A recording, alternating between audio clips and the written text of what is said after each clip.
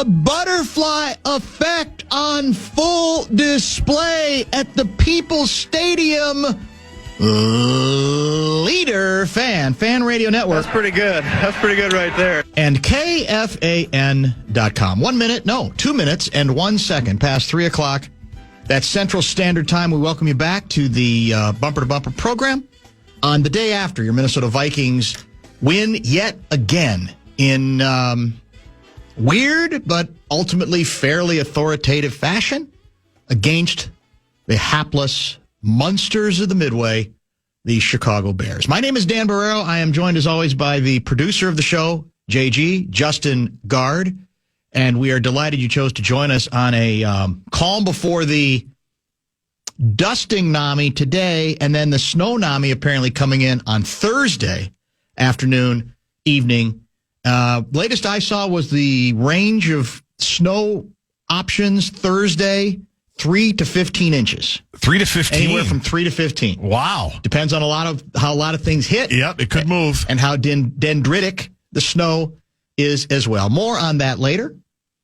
We have a power-packed broadcast today. I mean, I don't think we're going to have any difficulty filling the entire 3.5 hours. We're going the distance, right? 6:30? I'm going to double check, but I think that's true. You're right. I don't even know why I bother, because usually we find out later that, it's actually 6:15, but we didn't know that at the start of the show. We discover it later. It's been told to us. Yeah. It's been indicated to us. We don't pay attention to it until sometimes the last segment. The first guest should be calling in just about 10 minutes, maybe even less than that. That is, of course, our Vikings regular, Cam Bynum, will join at about 3:10 this afternoon. We'll give you details on the rest of the lineup as well. And, I think the game last night, I don't think it was riveting. So I think it's one of those games where you have a chance to get a little philosophical about it and get away from it.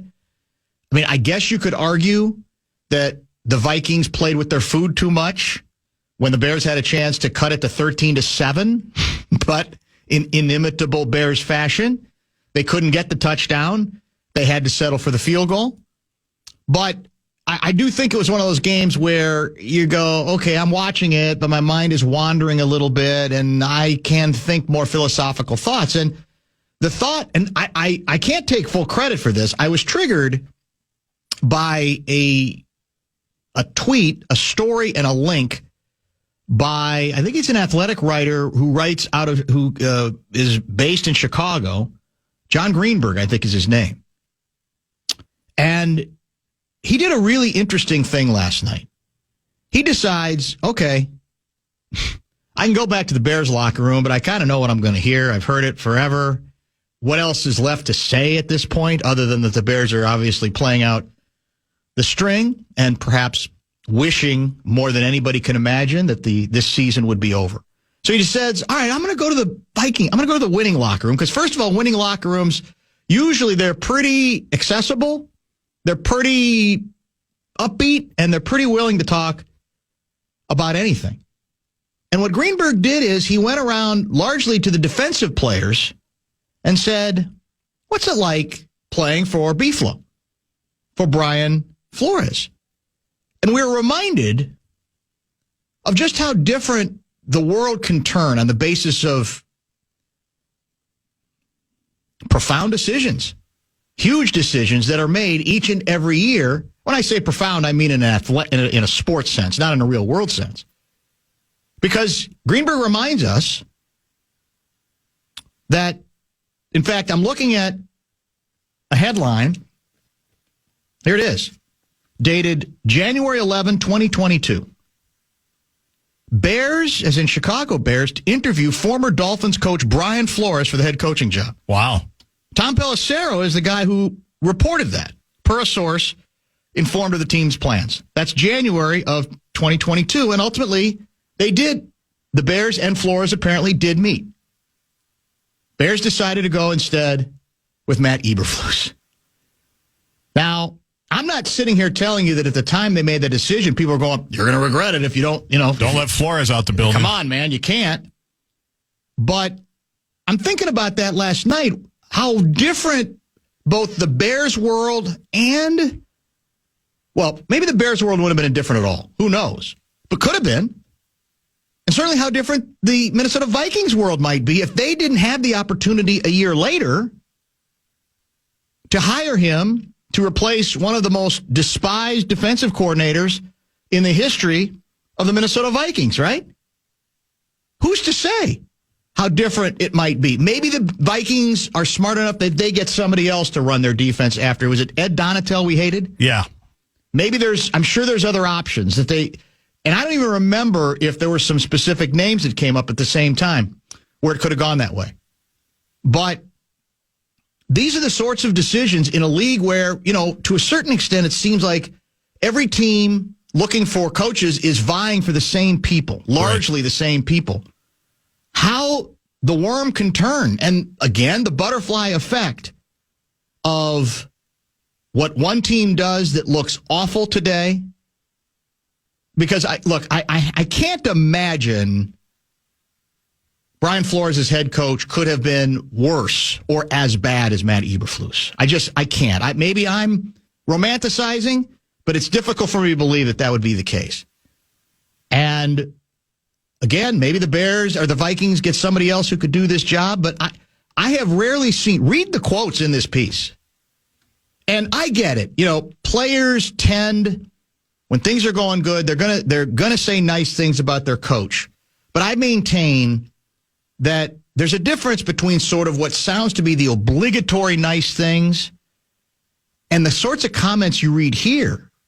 They worship this guy. Yeah. They can't get it. And, of course, the great irony is he was hated in Miami, at least by the quarterback, right?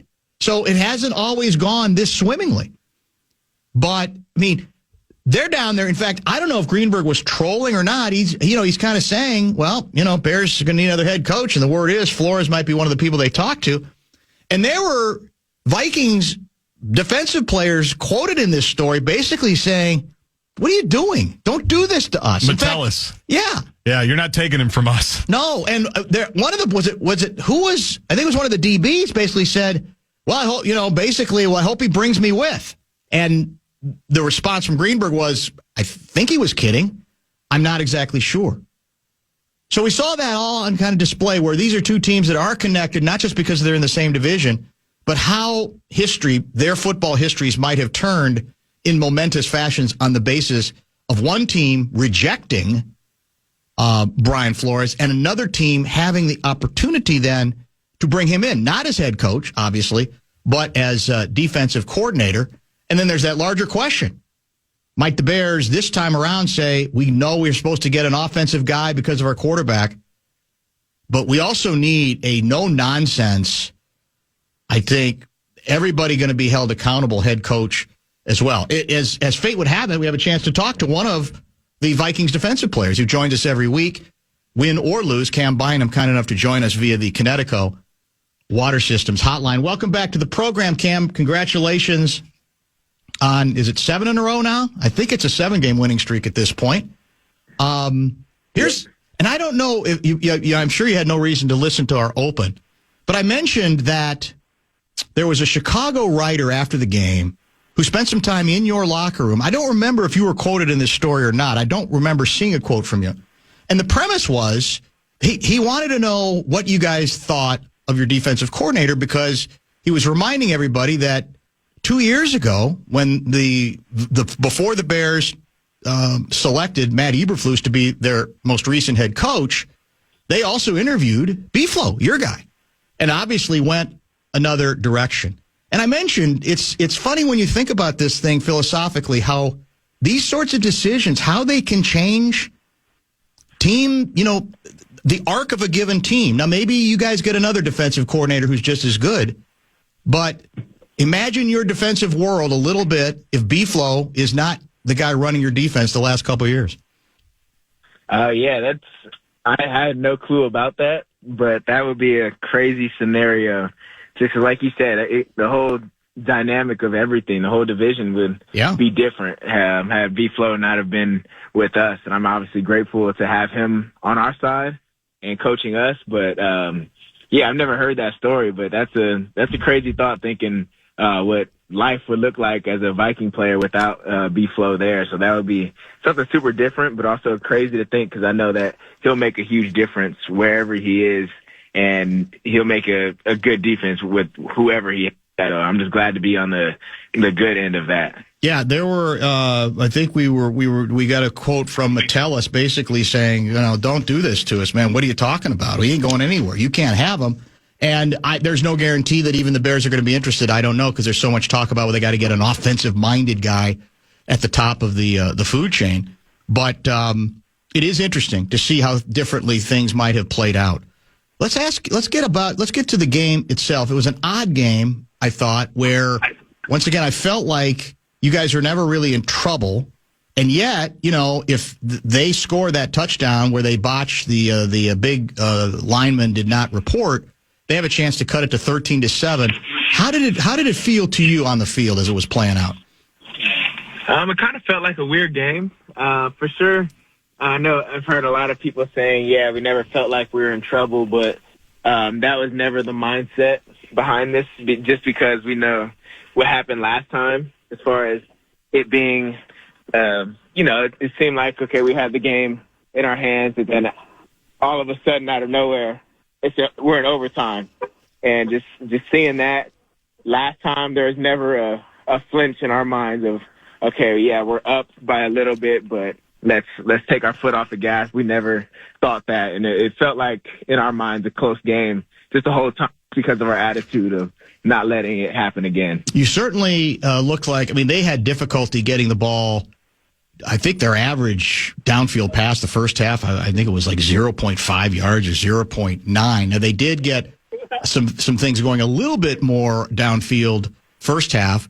Going in, what's the emphasis for you guys defensively? What are you trying to do, especially knowing that they've got a young quarterback who can, make a lot of plays, but also is young and can make some errant throws as well? Yeah, the first thing was also containing Caleb. We saw what he did, the magic he made happen the first time around playing them, the way he was able to escape the pocket and really just make things happen for their offense and give them light, especially on like heavy downs, like the third downs and the fourth down conversions that they were able to get. He was able to make it happen with his legs. So that was first and foremost, trying to keep him in the pocket, which we stressed the first time, but we did a lot better job of that this time, and getting him to the ground and getting him sacked and just putting pressure on him, making him really, it seemed like his spirit was kind of broken halfway through that game. Yeah, I think it's a good way of putting it. And as you said, you guys did. There were a couple plays where he's scrambling around almost crazily. There's a difference between, I think, running with a purpose, where he does get outside the contained guy on the outside, left or right. But yesterday, it looked to me like he was just kind of almost running around in circles, and really you guys didn't give him very many good options.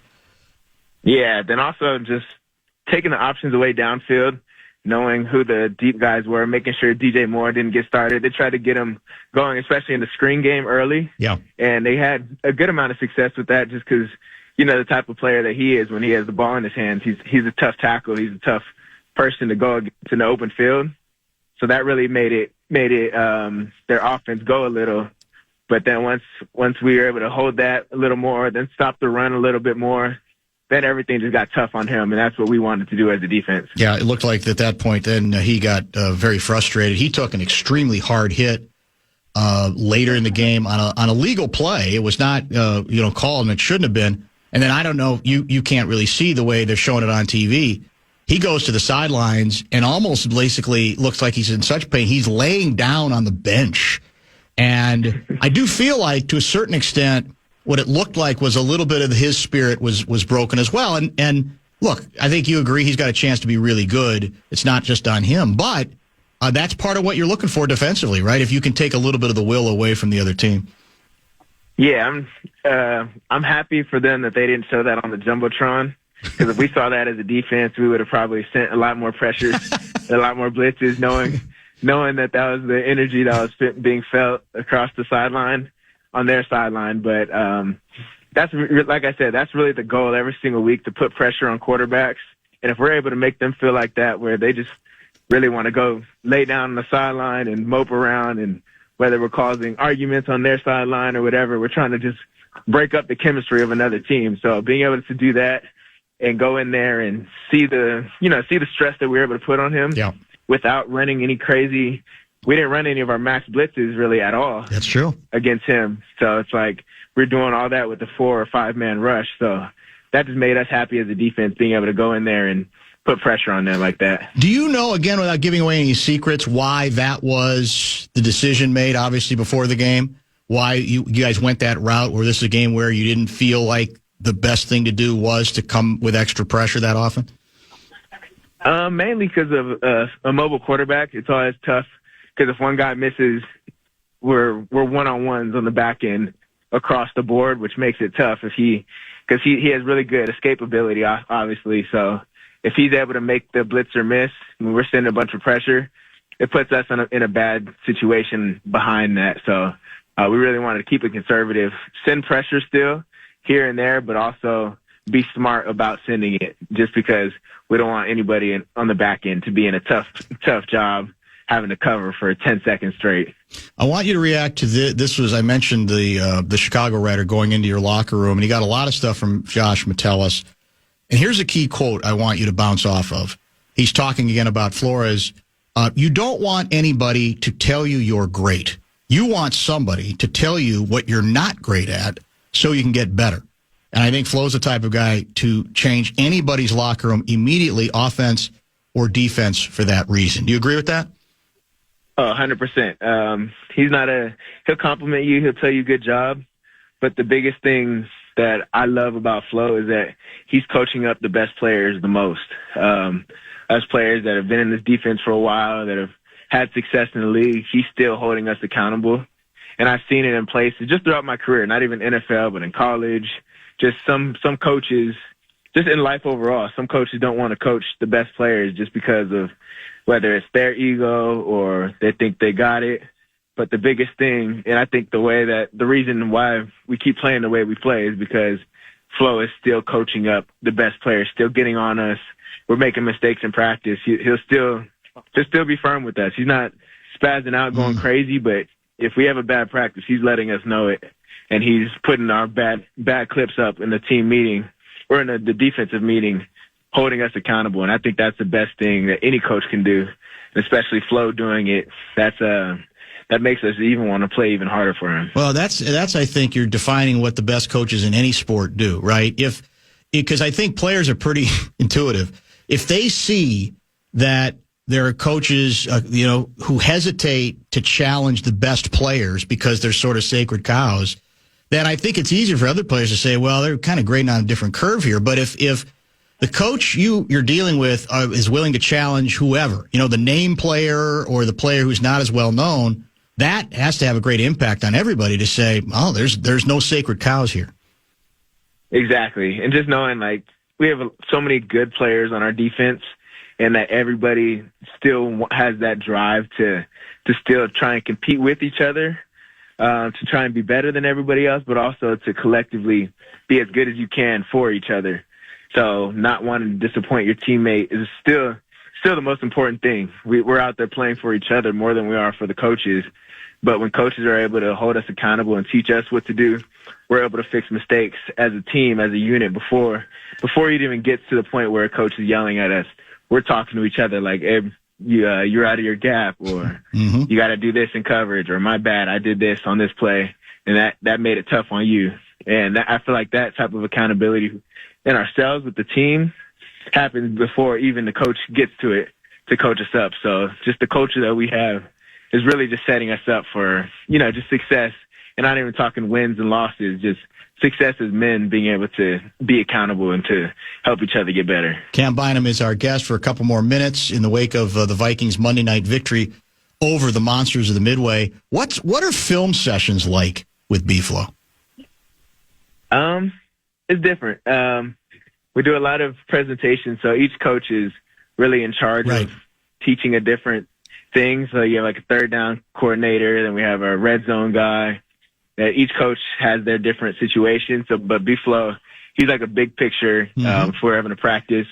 He'll break down the practice before we get into our specific things with the defense. So he's talking to the defense every single day, just giving us what we need to do that week to be successful, installing the coverages and just giving everybody responsibilities and really just setting the mood of everything and how we need to play this week to win the game. And if we're having a bad week with our assignments, he'll let us know. But if we're having a good job, doing a good job, he'll tell us also, but tell us that we need to keep it up and that there's still a lot of stuff left, a lot of plays left on the field that we can be making. So it's really more big picture with him. Mm-hmm. And he does a really good job of just keeping it there and then letting the position coaches also do what they can do. We talked in the last couple of weeks about how bizarre it would be if you guys finished 15-2 and had to go on the road in the playoffs. Well, some things have changed since we've talked about that. The Lions lost to Buffalo. You guys win. So now you're tied in the standings. And right now, Detroit has the tiebreaker, but you got the last game of the season against them. In other words, as you now know, if you guys keep winning and win out, it's your division and the real good chance at home field throughout the playoffs. Is that something you guys are aware of? Is it something you talk about? How important do you think that goal is to this club? It's kind of a two-sided thing. 'Cause, everybody wants to be the top seed, be the best team. Nobody wants to lose any games. So I feel like that in itself is the motivation because nobody wants to lose a game at all. So I feel like that kind of sets us up for knowing, okay, if we do that, focus on our job of winning one game at a time every single week, that'll set us up for winning the division and winning out to get that first seed just because of we're in control of our own destiny now. So I just feel like our attitude that we've been having the whole year of going 1-0 every week is really just going to set us up to reach that goal of having the number one seed and just trying to be the best. We're not worried about the playoff picture or the seeding or how any of that works. We're just trying to be the best team in the league, and that's our mindset. And that's just how competitive we are every single day. Real quick, going back to, I think you guys had 2 fourth down stops. They had a pair of 4th and 1s including one early, right, in their first possession. Mm-hmm. How important was that, you think? Because it obviously kind of because the second time they even had a little bit of drive going. How much do you think that sapped the strength out of them? What was the key to stopping them on those plays? That's equal to getting a turnover. Really, yardage wise, that's probably better than getting a pick down the field, to be honest, based off of lost yardage. But really, just that I think that takes the life out of teams, especially when you do that the first series. It kind of just sets the energy for the whole game, especially in the building with the fans. Like, and we feed off of that stuff with the energy in the building. That kind of set everything up for the rest of the day. And I think really doing that the first series and to do it on run plays is a lot bigger than doing it on pass plays. So I just think the energy really just carried the rest of the game. Lastly, you've got Seattle next week. Their quarterback got hurt. I don't know what his situation, Geno Smith, I don't know what his situation is. Been a very difficult place historically for the Vikings to play Seattle. They've kind of, sort of come, they were on a roll until they lost to the Green Bay Packers. If Geno goes, what are the challenges with him? How are you guys looking at that ball game? He's still a really good quarterback, obviously. I think he'll play. Well, obviously we don't know his injury yet, but at this point of their season, if it's not a serious injury, he's for sure going to put it on the line to play to get his team to where they need to go. And I just think they have a really solid team with the receivers, obviously with DK Metcalf there. We've seen what he can do in the league. So it's a good challenge, and we just know that going out there is obviously a tough place to play. That's a famous spot to be a challenge to play at. So we're excited for it. And we know it's going to be a test, but we know we're up for the test for sure. You are busy again in just a few minutes. I think you're hosting the Southside Boys and Girls Club. It's their 5th annual holiday bike event in Minneapolis. Tell me about this deal. Yeah, we're just going to bring more joy during Christmas time. I'm also bringing some friends with me. It's an a cappella group from Florida called Careless Vibes. And we're going to go Christmas caroling, surprise everybody with some Christmas caroling. And even after that, we're going to go walk around some neighborhoods and just drop gifts off to people, just randomly knock on the doors, whoever answers, sing them a song, and then get a gift to them. So it's going to be cool. Just want to just spread love and joy during the Christmas season.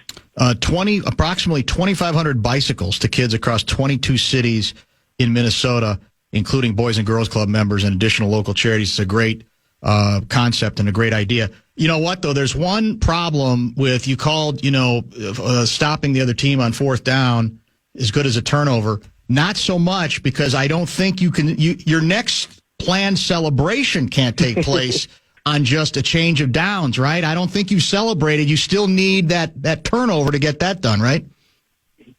We might progress just so the fans can start enjoying it even more, because they're waiting for something. Yeah, and it might be crazy. We might be the only ones doing it, but I think that's a turnover dance worthy play, especially if you make the play.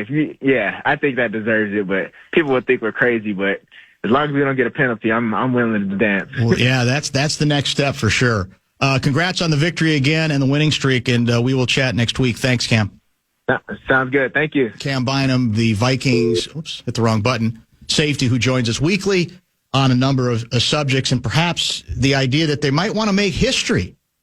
That would be interesting. So maybe Seifert will know the answer to this question.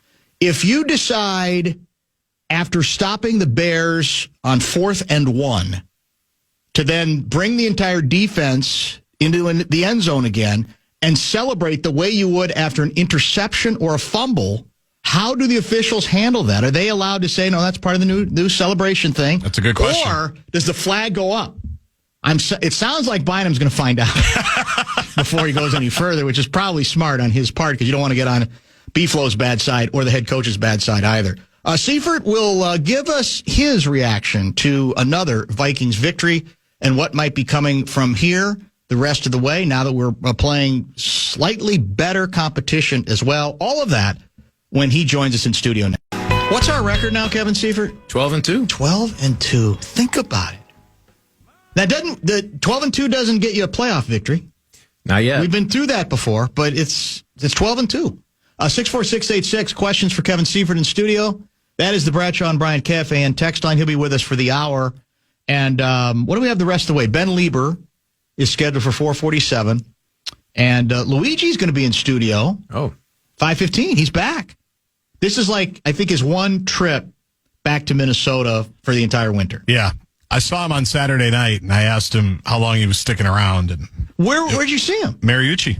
Oh, yeah. We went down to the game, so I saw Luigi. That was not a very good weekend for our club. Well, it was. Apparently, it was an awesome Saturday night for 50 minutes. Until it wasn't, yeah. They scored, didn't they give up 4 in a row? Yes, it was bad. Mike Yo, yeah. But I gave him a little pep talk. He was joining Fox 9 Plus, Jim Rich and Pat Micheletti, to talk about the World Juniors. Oh, yes. Because tickets go on sale here pretty quickly. Gave him a little pep talk as a guy who, he hadn't done a lot of TV, Louis. So I said, just be yourself. Yeah. You should be fine. And don't try to be somebody you're not. No. That's what you told him. And so, I thought he did a nice job. Quick rules clarification. Okay. We were talking about this with Bynum, because he sounds tempted to, shall we say, broaden the celebration concept to include not only turnovers, as in interceptions and fumbles, but change of possessions, like yesterday, 2 4th downs. Bears get held on both of them. 4th and less than 1, and apparently they don't have a quarterback sneak option. They go wide, and it took the running back 9 minutes to get back to the line of scrimmage. A horrible play. Yeah. And then the other one was right up the middle. I guess you could say, well, that's more than what you should do. But he was, again, I think it was from the shotgun, too. I don't even understand why the quarterback was in the shotgun there. Regardless, what if let's say Bynum leads a celebration, all right, whoever makes the tackle, he grabs him and says, let's go. We're celebrating the end zone. Do you get flagged for that, or are you allowed to celebrate even on a change of possession if there's not a fumble or an interception? As far as I know, you can celebrate it during any dead ball as long as you don't delay the game. Ah, okay. And so, and the head coach himself said last night that 4th down stops are like turnovers, and so it's basically an entree to celebrate at will.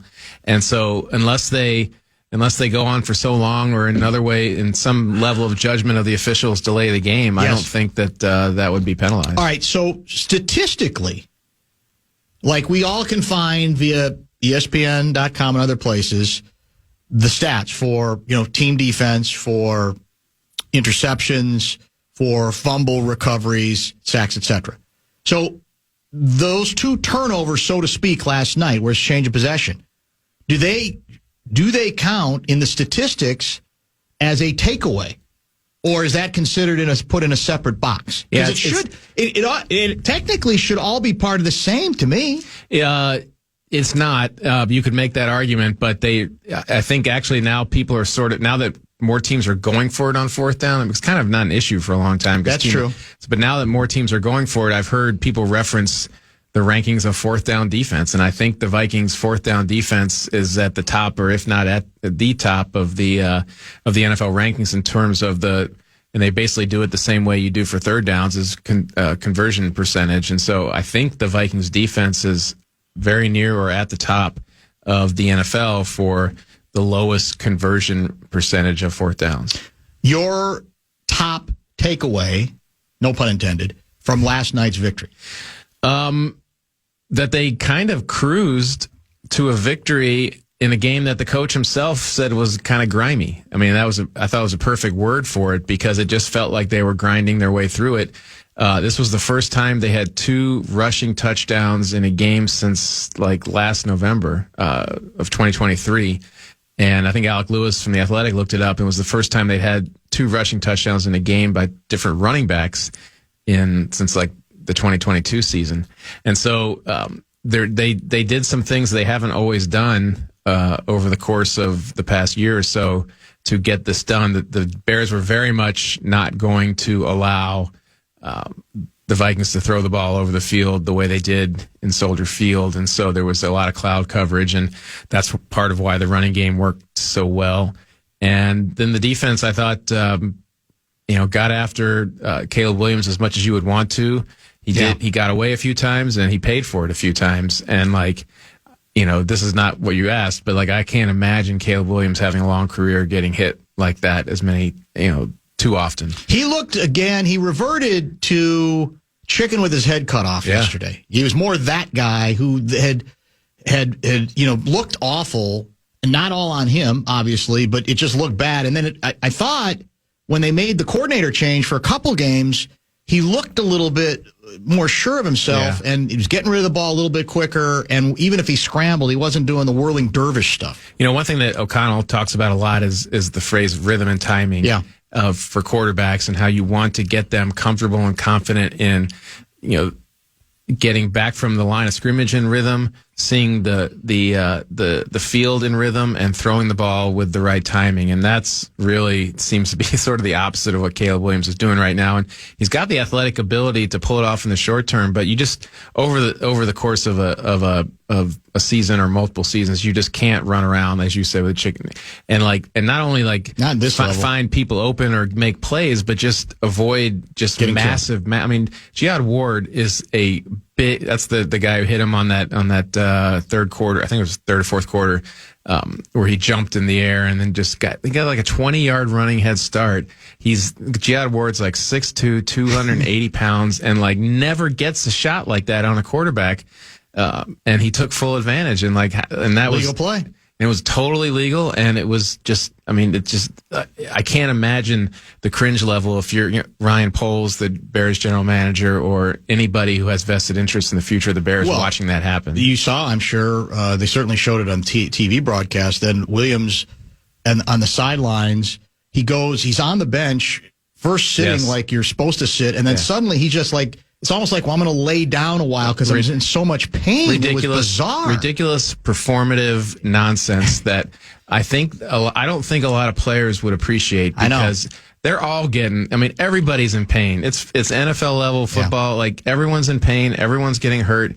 You don't get to grimace and lay down. If you're hurt, go find the trainer and get taken care of. If not, you don't get to do that. That's the stuff that is a little worrisome, that goes beyond the ability, that did come up before, by some people, even before he was drafted. And Aikman did a good job on the TV broadcast. You're there, but a couple times he's just ignoring. It's not like he had open receivers the whole game, but there were a couple times where they just needed a conversion on third and relatively, medium, and he wouldn't give up the ball. He waited, and so it was, I think, who's the rookie, number 15? For He's He's open a couple times, and he's just standing there, and it's the old, It's a simple play. Yeah. It's not spectacular, but it's going to get you the first down and another chance. Well, and that's the rhythm and timing. It's like just really like at this level, and we've seen it with Sam Darnold, and we've seen it with other players. You have, no matter what your athletic ability is, no matter what your big play mentality is, you've got to understand the intent of the play and just execute it. And it sounds simple, but like he was not either. He wasn't willing to do that because he wanted a bigger play, or he's so, was so scattered by the Flores scheme or just whatever was happening that he wasn't even realizing that people were open when they were open. All right, let's get an early pause in to get back on schedule. I may not have to do any work the rest of the hour because the texts, we got a lot of really good questions for you, opening up some pretty interesting answers I'm hoping from you. I do have a couple other things I'll try to put in the mix. And as I mentioned, Lieber will join us later in the 4 o'clock hour of the show. And Luigi's going to stop by at about 5:50. Kevin Seifert is with us in studio, ESPN and ESPN.com. What is your Twitter handle, X handle? Seifert ESPN. And are you at Bluesky or whatever it's called, Blue Sky? Blue Sky. What's I've your also Blue Sky called it handle? Bluesky. I think it's just Kevin Seifert. Somebody calls it Blutarski. I've heard that one too. I kind of like Blutarski. Solid Animal House They're all good. So let's play the what if game for a second because we were reminded it was an intriguing, for me at least, piece out of The Athletic.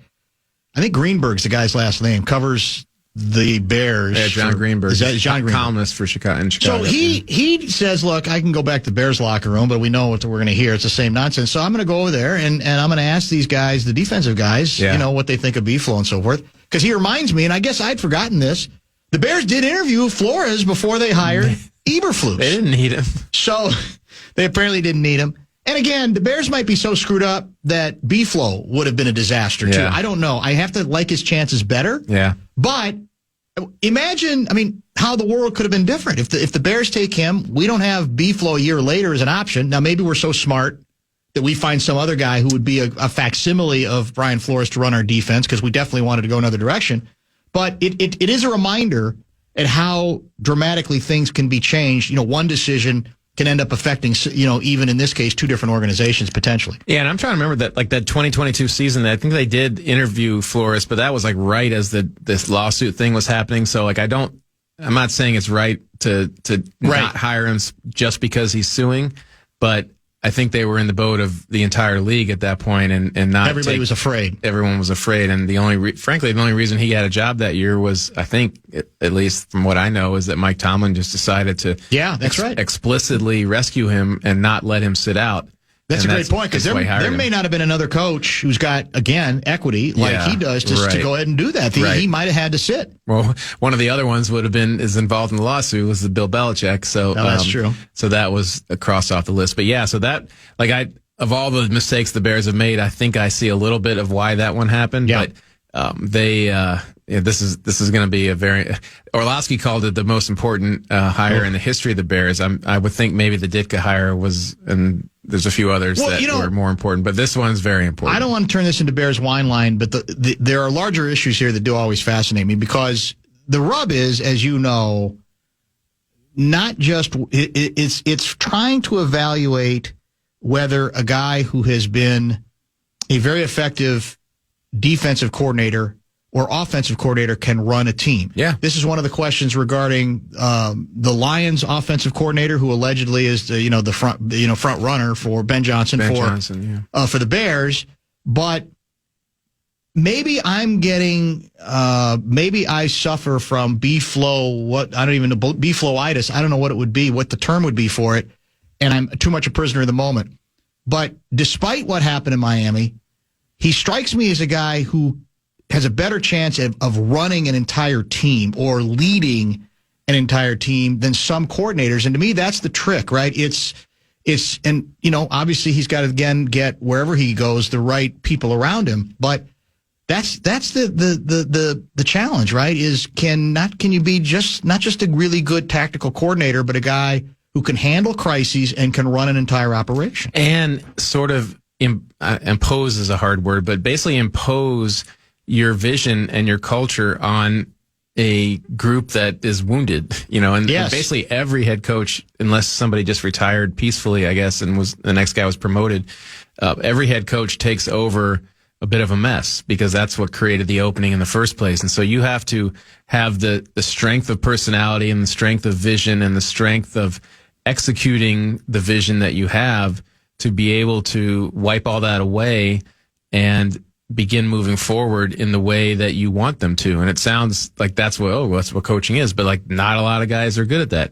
And so, and then Eberflus was not. No, like there was not, like you couldn't say like what distinguishes a Matt Eberflus team. You can look back into Miami times and through all the supposed stuff that happened, you can say like what distinguished the Brian Flores, teams. And I think I think you can definitely say what distinguishes the Kevin O'Connell team and the Matt LaFleur team. And there's, the Sean Payton teams, and you can sort of articulate that. And that's a big part of being the head coach, in addition to also applying the expertise that got you there. Like if you're a really good defensive play caller, you should still be calling the defense as the head coach and that sort of thing. And the additional layer that Flores or any defensive coach would have to bring is what are you going to do about offense? But I don't think there's any question that Brian Flores has always been able to impose his vision on the group that he's coaching. And I think in Minnesota he's gotten exposed to a little bit more of a joyful way of experiencing pro football than he did in New England. That's like one of the biggest criticisms of the Belichick program over the years in New England is that no one had any fun. Like it just wasn't fun to be at work, and it was a grind. And all that it can be a grind, but then there can be just a little bit of a lighter levity that allows you to function over 17 games. It's possible, based on what some of the reporting was out of Miami, that he needed to learn that about himself. 100%. Too. That's what I'm saying. He might have grown a little bit, and he probably, was told that at some point towards the end, if not afterwards. But he has gotten to experience it. Like, the O'Connell sort of culture that he's imposed is much, much, much different than the Belichick thing. And it doesn't mean that Flores goes to Chicago or wherever he goes and it becomes the culture of collaboration or whatever we want to call it. But we still don't have a playoff victory. It incorporates it. And to me, like what we've seen this year from the Vikings is that you can be joyful and you can have levity, and you can appear to, at least to have most players enjoy coming to work every day and still function at a pretty high level competitively. Real quick, here's your toss-up question. As it stands right now, asks 612 guy, who has the better odds to win Coach of the Year, Dan Campbell or Kevin O'Connell? Or somebody else? Well, I don't know if they're literally asking what the odds are, but apparently the odds have just flipped in O'Connell's favor, and he's now the odds-on favorite, at least amongst some of the betting houses to win it. And you could certainly make an argument for either one, but like there was nobody. First of all, if the Coach of the Year is the one who takes a team that no one expects anything from and has great regular season accomplishments, then O'Connell is definitely the head coach. It's definitely the Coach of the Year, because this was a team that universally was projected to win 6 games, 7 games tops, and here they are at 12-2 as we started off the hour with. And so, to me, if that's everyone's sort of working definition of what the Coach of the Year is, then to me that's who it should be. If it's just who did the best job coaching this year, then you expanded, I think, to the Andy Reids of the world, and people who took good teams and ensured that they were good. How about Packers guy? Matt LaFleur, yeah. And like 60, did I see the stat? The record, he's like 66-31. Is something that absurd? Yeah, they've been good the whole time he's been there, basically. And he has Aaron Rodgers. Well, not anymore, not for a few years. And so he's definitely proved himself as well. But you look at like in terms of how the award goes, Kevin Stefanski won it twice in Cleveland, because no one ever expects a Cleveland team to make the playoffs, and they did it twice in his tenure, and he won it both times. And so based on what we know about how the award works, you would sure think that O'Connell is leading the pack right now. Lots of other outstanding texts and more to get to with Seifert. He's going to be with us until 4:30. Ben Lieber at about 4:45 or so, and Louie will join. Plenty of football talk in the 5 o'clock hour, but some hockey conversation as well. Don't go.